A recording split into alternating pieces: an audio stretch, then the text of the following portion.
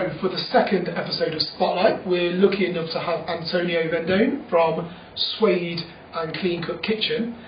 Also a bit of a face on the Nottingham party scene. There's a chance if you've been out in the city in the last 20 years, this man will have played you the music. Yeah. So we've got some questions for you. Okay, cool. So, you don't like the word entrepreneur, as you've already told me. So why is it that you are unemployable but yet not broke? I guess it goes back to kind of growing up in a family that's always had their own business, which kind of taught me what I had to kind of do to create those things, and I've always wanted to build something of my own, which I'm quite proud of, and and this gives you a bit of fulfilment for kind of creating something that people like.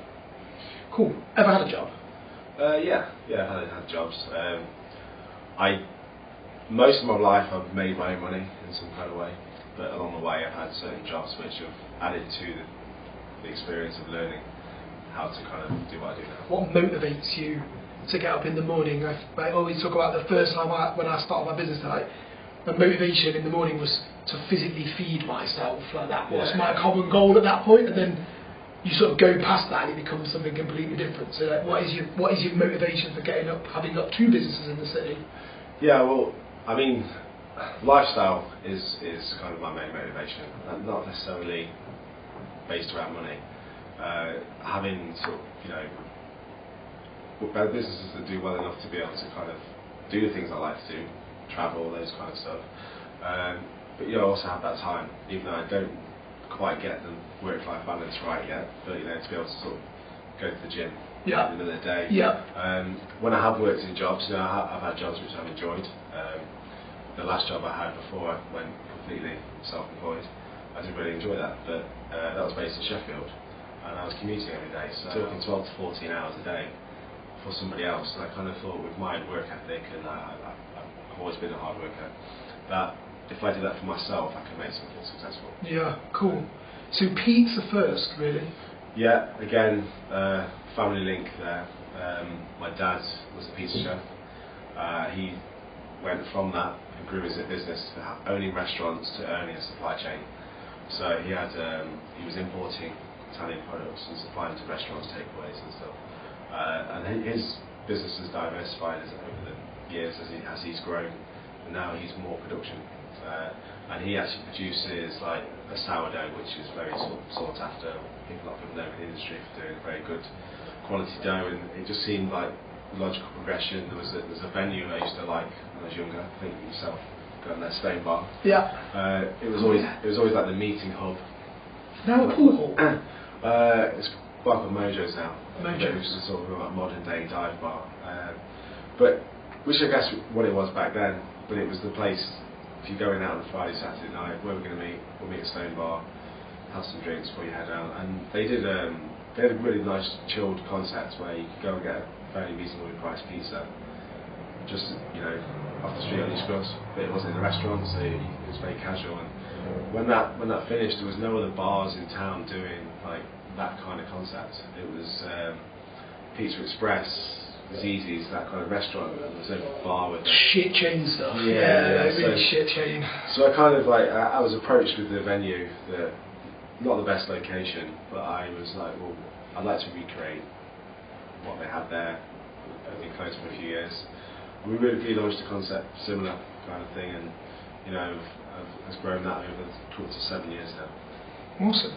It's got a bit of a unique vibe in terms of your nod to still just loving house music. So yeah. You can come and listen to tunes there if you want to. Yeah. So I went in terms of the music policy, and we've always stuck to something where it's just credible music.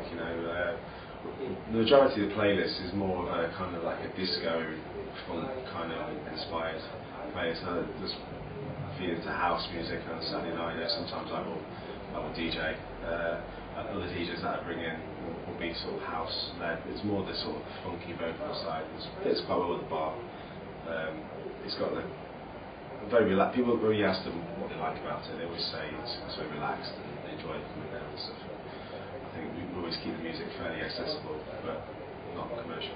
Yeah, I think for me, I definitely wanted to get you to come and talk to us about like your journey, because obviously you've got Suede, which is vastly different to clean cut. Yeah. And I remember seeing your first post on Facebook saying that you were doing some meal prep, and did anybody want any? Yeah. And I remember seeing that post thinking, he's onto something here. That is a really good idea. And then I remember, maybe you correct me on the timeline, but 2-3 months later you like asked for advice on like commercial kitchen sizes, and I thought some at that time that he's onto something here. He's going to go and do something. So you obviously still got Suede. Talk to me about like how you came up with the concept, the name Clean Cut, how you actually went about it becoming a reality as opposed to just a post on Facebook for chicken and veg. Yeah, well, basically everything I've done really, like I say, is lifestyle, and it's kind of my lifestyle. So from owning the bar, I started DJing as a hobby when I was like a teenager, 15, 16. The DJing led into actually like a music career. I was full-time DJ for about 10 years. It was kind of halfway through that I decided, even though it was going well, I was like, well, I've got time to work in the day, so that's when I kind of got some jobs. But through the DJing, I was also putting on my own events, and so the progression from owning Suede was almost like I've been working and moving people into people's venues, and owning the venue was a natural progression. Yeah. Clean Cut in a similar way. I've always been into sports and always trained at some level. I was sports teams at school, and I was played rugby, football, tennis, always done martial arts from a fairly young age, on and off, and always been to the gym. When I was 15, 16, I was training in the gym with some older guys, and the people around me at that time, they weren't really, it wasn't a big thing like it is now, like everyone's into fitness. Yeah. And the food as well wasn't the same, was it? Yeah, the food wasn't the same. And people didn't really sort of. It was more about drinking a protein shake and that kind of stuff. With a banana in it, I remember. I started to do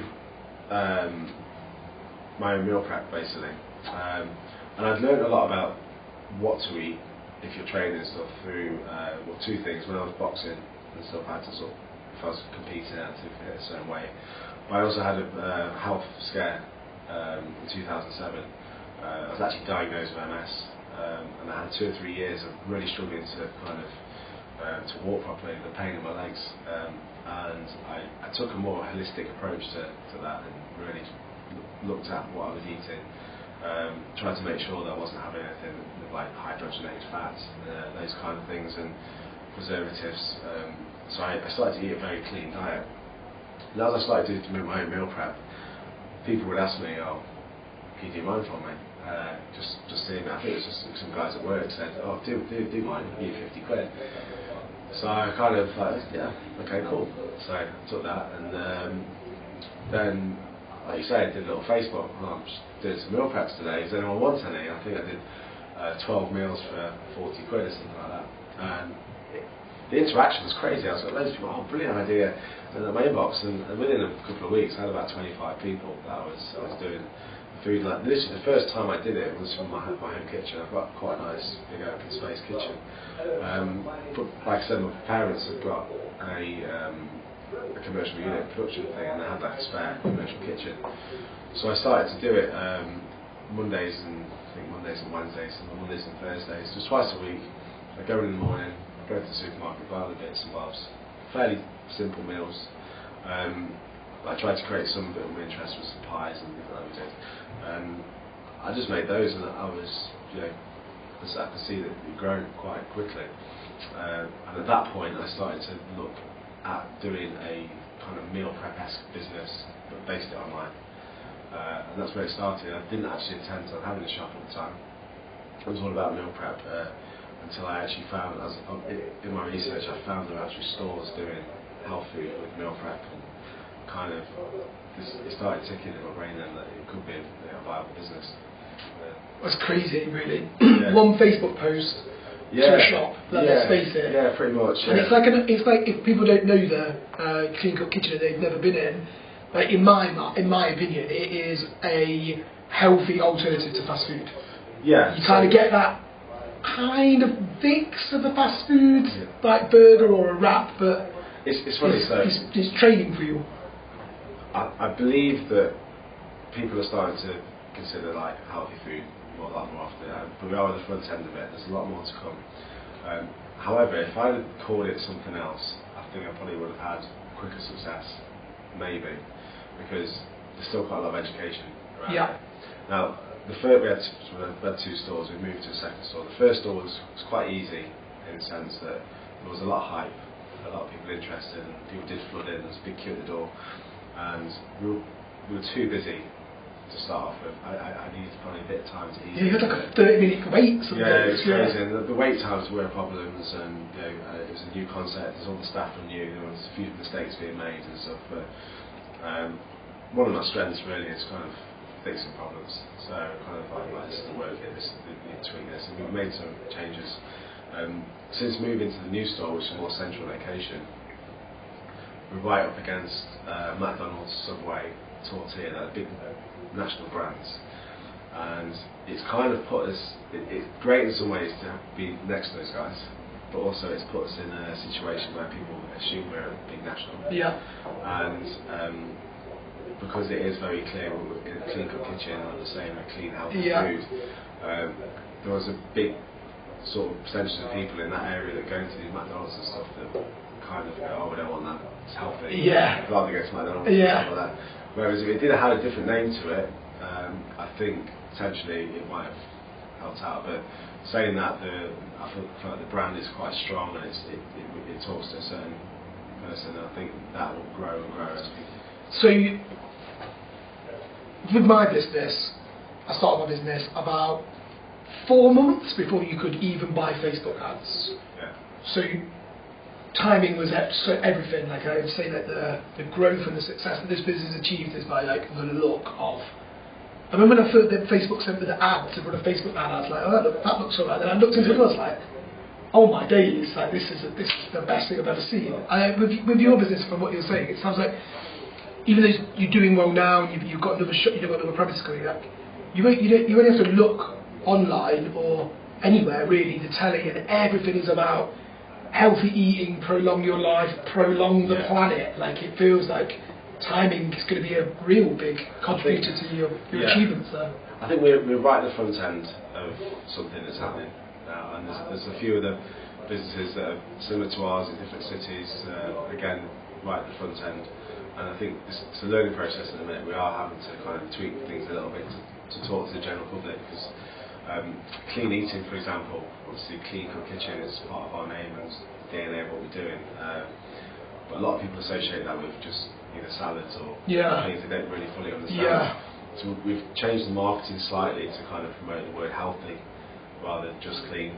Fair enough. Just because I think it speaks to a broader audience. So these are challenges that we've found, because it is fairly new. And to the right people, it seems fairly obvious. Like when I sort of picked it up, for me, because it's lifestyle, I was like, yes, this is brilliant. This is kind of like it says what it is.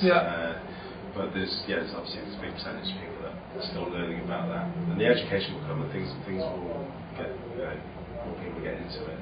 But there's still obviously the big high street fast food chains which attracts people in and stuff. A lot of it's kind of price driven as well. For me, it's about just eating better. There's a lot of stuff in food you don't need, and it's done there to preserve it, to keep the life longer after certain things. But our menu consists of wraps, burgers.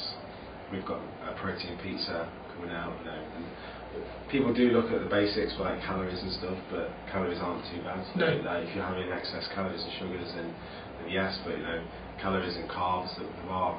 There's good versions of what people are eating. So it's kind of just eating better and better alternatives. And because the thing is, if you try to go right, I'm going to have a salad every day, I'm just going to eat plain chicken and rice. It's boring. It's boring. Physically, your body would probably aesthetically change, and you might be happy with that as a result. But it's not really sustainable. No.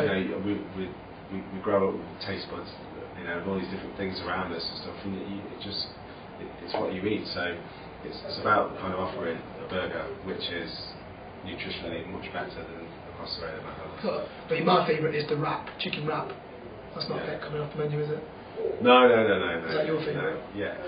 Actually, our burgers are really, really good. Yeah. Like, you know, again, it's people might go, oh, no, I'm not going to have a burger on my diet, but yeah, you can get all the macros if you're counting stuff, calories and things like that from the counter and supply all that information. But the burgers, you know, for me, if I have a burger elsewhere in a fast food takeaway, you know you've had it. Yeah, afterwards, you do that. An hour later on, you feel it in your stomach, it's the salt and all that kind of stuff. Whereas I can eat a meal in our place, whether it's burger, one of our boxes, and I feel really like satisfied and kind of I feel good after it. Yeah. I don't feel heavy. It's just because we're just not loading it with salts and things like that. I think your chicken wrap tastes quite naughty. Yeah, I mean, again, we use a lot of different spices, but instead of using the easy one, the salt's the reason people use it, I guess, is it's so cheap. Yeah. You know, to season things with like sugar and salt, super cheap. The alternatives, like the natural alternatives to like sugar, for example, is 10 times more price. So when we're using like agave or anything like that, it's the cost of it. And while that cost is there, I guess it's going to be harder to change people's mindsets when it comes to healthy eating because people are price driven. So, like, part of the purpose of just sort of interviews is to like make people understand that in an internet age now where you see perception of overnight success, there's just no such thing. It just doesn't happen. But your story is kind of like with Suede. It sounds like that was like a natural move. You were into DJing. It's kind of like it fitted the bill.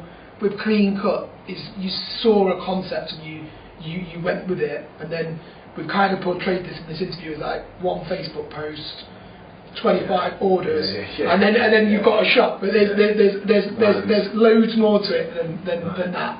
I mean, I don't feel satisfied that I've achieved what I wanted to just yet. With any of the businesses, I don't feel like I'm successful at the minute because from a financial point of view, like you have to make a lot of sacrifices. The business has to grow.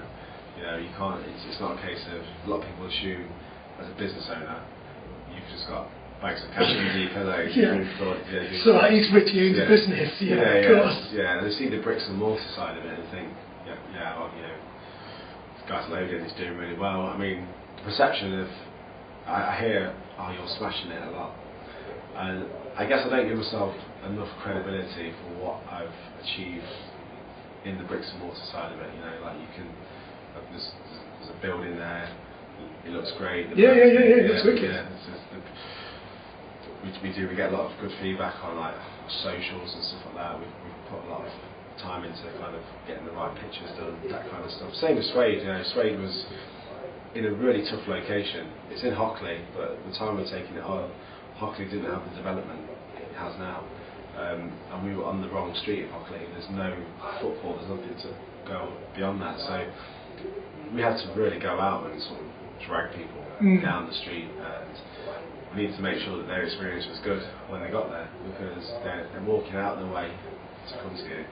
And the way we've built Suede up has been repeat business, retentions of those clients, and the sort of word of mouth aspect of it. You know, those guys going away, having a great meal, having a good experience in there, and they come back next week with 2 more people. And that was a slow process. It took 3-4 years to get to where Suede is now. It's a good price Suede though. Yeah. Again, it's kind of keeping a nice price point, so people come in feel like they get good value. You do get good value. Like it's not. You go in there and it's pizza, isn't it? But it's good value for money. Yeah, I mean, for me, when we talk about value, it's not that necessarily about being cheap. Yeah. It's value is people are paying something that they're happy to pay for that product. So it could be reasonably priced, but good quality. Yeah, at the same time. exactly. People go away and they feel like they've had good value and stuff like that. So again, that's similar in a way to Clean Cut. Like we're providing very good quality food. Like you like the wrap, for example. Yeah. Now, the amount of chicken that you get in our wraps compared to if you went next door to any of the places and what they're doing with like shredding up chicken and mixing lots of different things to bulk it out and adding loads of like salts and stuff like that to kind of satisfy you. Whereas ours is real chunks of chicken and quite a lot. So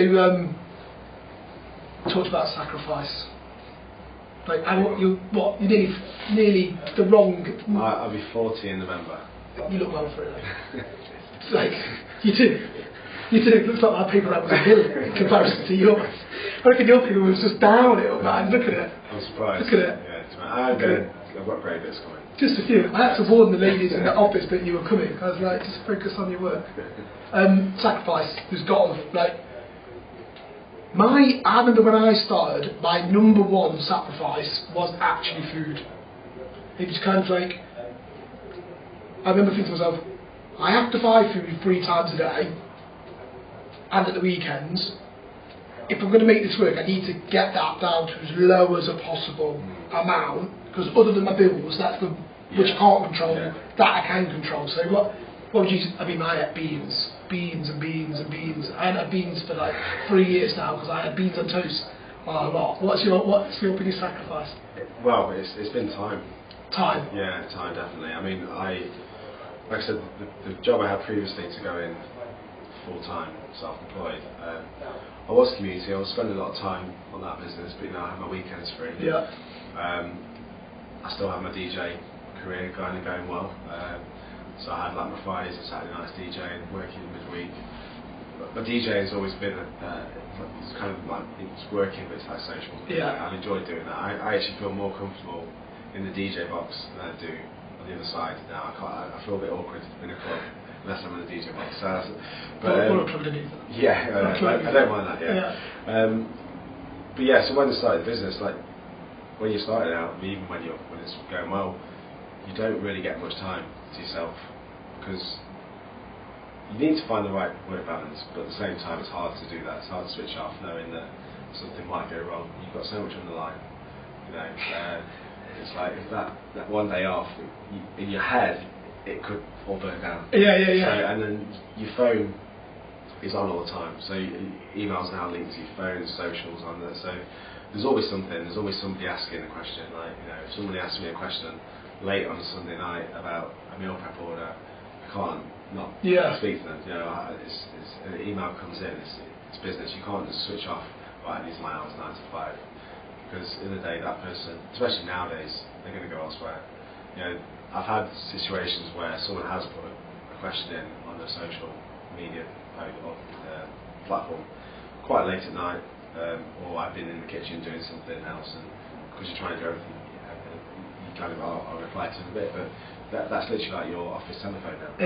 It is. So if you don't get back to that instance, they're going to go elsewhere. Yeah. And it's always at the back of your mind. So I've definitely sacrificed holidays, weekends, time with the girlfriends, all that kind of stuff that are important to do, but it's so hard to step away from it sometimes. You've got, you're trying to build a business and things. I'd say I probably started to think about sacrifice of time maybe last year, and then because I realised that all I could remember from the year was breaking up for Christmas, going to Ibiza twice, and Riga, and then Christmas. And I couldn't really remember anything in between. It goes fast. Other than just tallying the invoices, tallying this, sending that, and then you're like... Because you don't really have a day off, you just forget what days are. It just all rolls into one. You just kind of... Are you addicted to it though? I guess it's just built in me now. It is hard to switch off. I love it going places and stuff. I actually enjoy it. I don't get ill very often, but it's quite nice sometimes to be ill when you have to be at home. 2 days watching TV. Last time I got ill, I was like, this is actually not too bad. I'm watching like films and things like that. But it's something I want to work on personally, like that kind of work-life balance and things. Because at the end of the day, I did start these businesses off for lifestyle. But because I've started businesses with very little investment, I've had to sort of do a lot of the work myself, to get to that point where you can afford staff and things like that. And we're still not quite there yet. That's kind of where I guess I judge my success, when I get to a point where I can afford to have a team doing the bits and bobs that I do. But it's just how I play going. It's interesting you've mentioned that lifestyle a few times, but I think from just talking to you now, I think that the one thing that you You said that I thought about lifestyle, but I don't think you've actually got that. No, that's again, it's where I say. So it's a good tip, though. Yeah, that's a really good tip. For somebody watching this that's thinking, this guy started out thinking it's going to be about the lifestyle, and what you've actually ended up doing is still working 7 days a week. You've got 2 businesses, and you're still sort of going, it's about the lifestyle. When I say the lifestyle, I mean, because I've done things that I like doing, I'm passionate. I feel like it's easy for me to promote that. Yeah. You know, again, when I've worked in this business before and I wasn't passionate about it, it doesn't sit right for me. You know, I did a little stint in recruitment and just sat there all day on a telephone trying to speak to people and convince them to talk to you about something I wasn't that bothered about myself. I just felt like I was wasting my time and the company's time. I decided to sort of walk away from that. But kind of like, I'm really, really passionate and very confident in the brand of Clean Cut will do well as kind of things grow and we get to the right locations. More graft though. Yeah, definitely more graft. But we'll get to the point where essentially the idea really is to build it ourselves to a certain amount of venues, and then hopefully someone better than me, more experienced, will come in as an investor and take it from there. Yeah, take over. I've had this advice from a few people. And it's difficult to do this right at the beginning. You have to do lots of stuff yourself, but when you're able to get people that are better than you doing things, so I like to control as much as possible that I can at the minute. But as we grow and there's more funds to be able to kind of outsource or to bring people in to do things that they're better than, then it will allow me to focus on a small kind of role within the business, but I can do the forward focus and make that really good. I was forced into stepping away from Suede because we opened Clean Cut.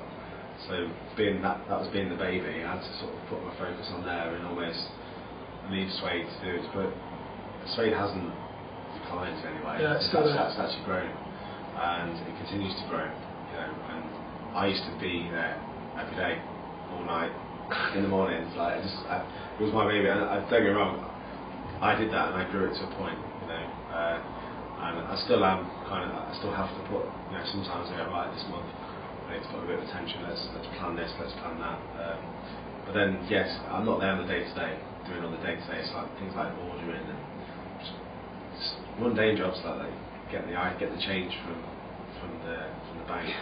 I was running around doing all these little bits and taking me away from doing stuff. But then, as Clean Cut has grown, I've had to kind of focus on that as the main thing. And Suede Sustainable, people know it now. It's established. So I'm going through the same cycle. I did with Suede at the beginning, where I was kind of putting everything and kind of a bit frantic here and there. But so it's like I say, stepping away sometimes does allow things to kind of breathe and grow. That's a good tip. That's good advice. I think lots of people make that mistake as well. I think one of the things that limits a business's actual potential is that the person that say, didn't let go of any of the jobs. I mean, I employed 2 people when I first employed people. I employed 2 people, and I remember one of them saying to me, "You've just employed us for 3 months to sit in the office with you.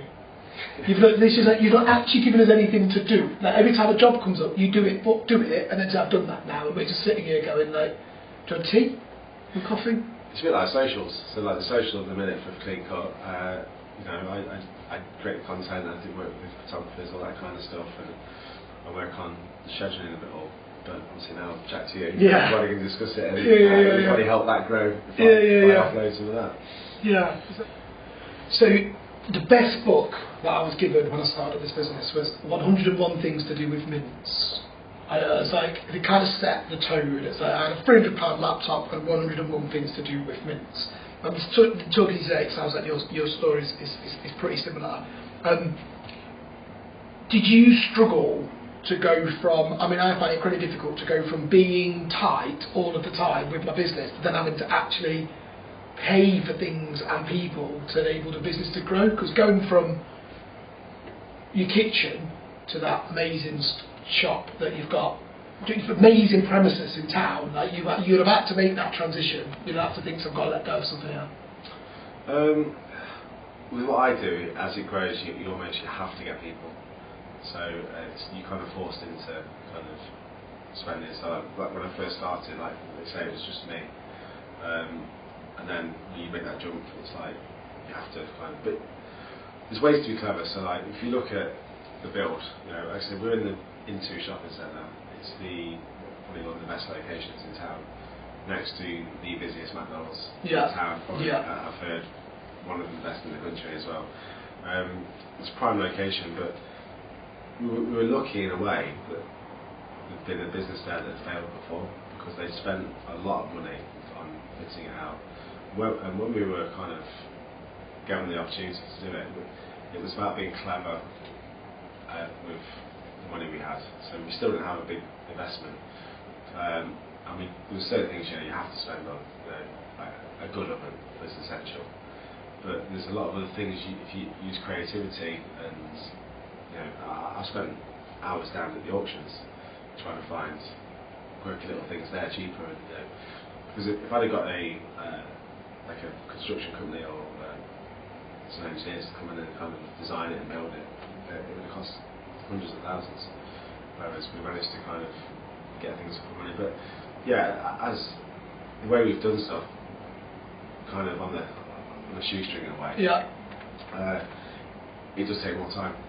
So as to grow, so if we do end up opening more stores, we're not going to be able to do that for every store because we've got to get to a point where we've got to spend money to turn them around quick. They need to be, instead of taking 6 months to fit out, they need to be turned around in 6 weeks. Because it's false economy. You're losing business. As soon as you sign that lease and you'll start working on there from day one, you might have a rent-free period, but the more you eat into that, then it's just money lost.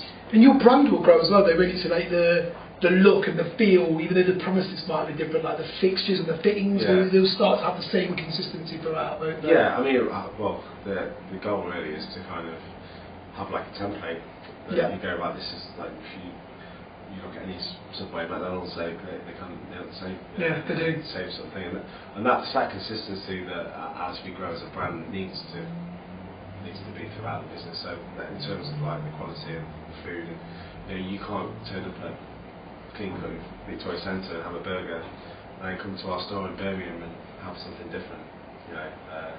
But again, it goes down to one. As we start growing and the cash flows coming in, we would probably then move to getting a centralised kitchen where you produce everything and then develop again. You have to get to a point where it makes sense to make that jump and spend that money. Because at the moment, one store, it's more of us doing that. But once we get 2 or 3, we're going to have to be again sort of be forced into spending money to grow. Awesome. Right, we're going to do the would you rather's now. Just literal nonsense. There's no other reason than just being absolute nonsense. Would you rather have a dog that could hum or a cat that could whistle? Dog, 100%. I've got a dog. I'm a very dog person. So you just don't like cats? Yeah. Okay. Would you rather sneeze once every hour on the hour or burp every time you saw an attractive girl? I go with sneezing one hour. Being a DJ, imagine having to burp every time you saw an attractive girl. You'd just be burping all night. Would you rather be a millionaire moron or a broke brainiac? Something not about you where the answer to this is. I want to get moron. Yeah, I'd go moron. That one all day long. No one wants to be a broke brainiac. Yeah. I know a few broke brainiacs. They literally know everything about everything. They can't even afford a drink. Sick. Would you rather look like Jar Jar Binks or sound like Jar Jar Binks? Probably look like him. He was a bit of a ladies' man. Would you rather be stuck on an island alone or with somebody? Yeah, somebody. Yeah. Depends who somebody was. Who would that somebody be? I have to have a girlfriend, don't I? Yeah, you are. Or my dog. Or you don't. Or you go for it. If that's. What about if you were single? Obviously, you love your girlfriend, but what about if you were single and you had to pick somebody else to go on a desert island with you?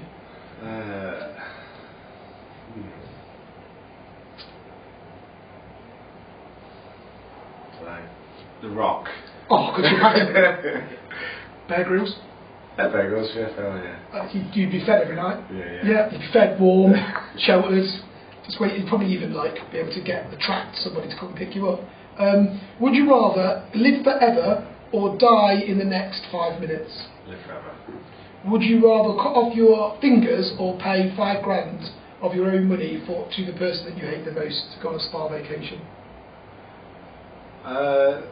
Yeah, pay £5,000. Yeah. I better get it back in some way. Would you rather spend the rest of your life being itchy or being bored? Bored. Itchy is horrible. Yeah, being bored. Would you rather be able to change the past or look into the future? Look into the future. Yeah, me too. I just gamble. I've watched the Butterfly Effect.